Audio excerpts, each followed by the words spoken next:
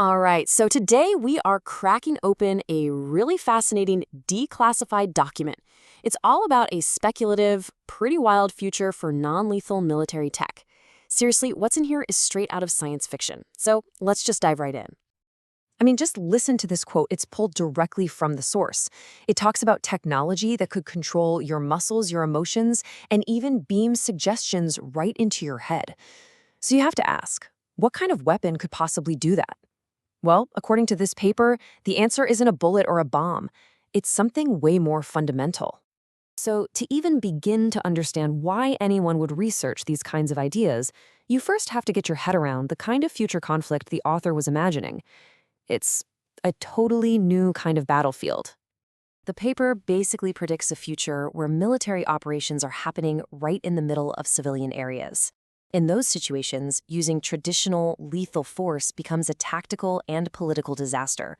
So the whole game changes. The goal isn't about destruction anymore, it's about control. How do you neutralize an enemy without blowing things up or causing a huge loss of life? And that leads us to the absolute core idea of this entire document.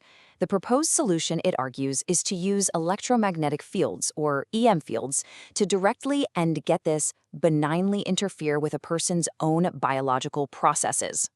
So how would that even begin to work?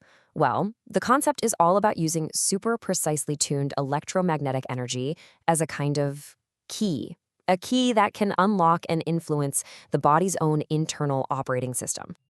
The author actually gives this idea a name: biological process control. Now, the two words to focus on there are actively and benignly. The goal isn't to cause harm, it's to interfere, to just temporarily take the controls of the system. Okay, but let's be clear, this entire idea is built on one massive, massive assumption. The author is totally upfront about it. None of this is even remotely possible unless we reach a future where we have a complete, total A to Z understanding of how the human brain actually functions. So the document lays out this clear, four-step theoretical roadmap. First, you have to completely map out and understand the brain. No shortcuts. Then you've got to build the hardware, the energy sources that can be shaped and focused. Step 3, that's the really tricky part, figuring out how to get that energy to actually link up with the body's neural network. And if you can pull all of that off, well, then the final step, achieving control, suddenly becomes a possibility. So if we just go along for the ride and assume that roadmap is actually possible, where does it lead? This is where the document starts outlining some capabilities that are, honestly, they're pretty startling. We're talking about the ability to literally stop someone in their tracks, to mess with their emotional state, to force them to fall asleep, or even to interfere with their memories. You know, this is so far beyond a conventional weapon. It's a tool for manipulating a person's entire physical and mental reality from a distance. But how practical could this really be? Well, the author does their own analysis. Targeting just one person? They call that reasonable. Okay, what about a few people in a room? Maybe a hostage situation. Probably feasible. But using this against a whole army on a battlefield? Even the author admits that's a much more remote possibility.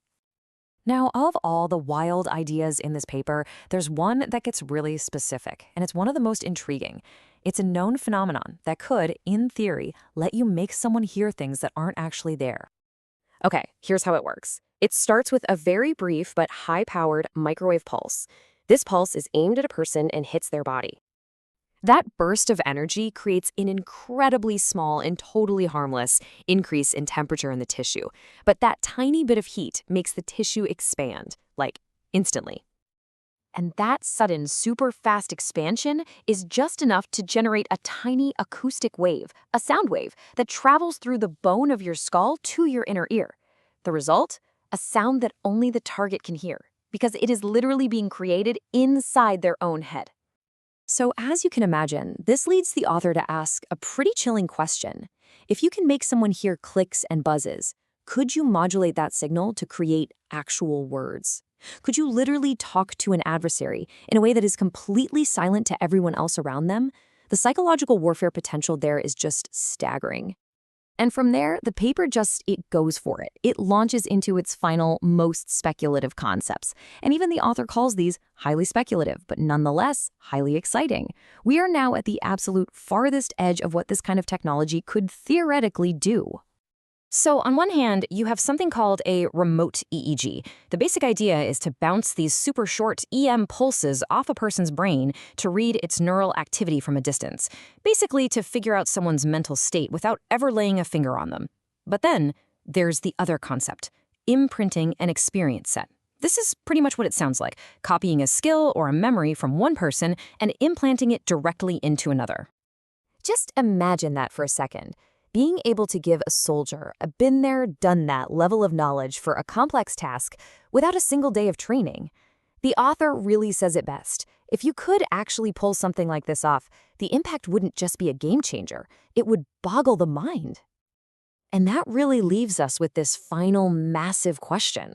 Look, the tech we've been talking about is speculative, maybe it's completely impossible, but it forces us to think. If the battlefield is no longer just some physical place, but becomes the human mind itself, what does the very idea of conflict even mean anymore?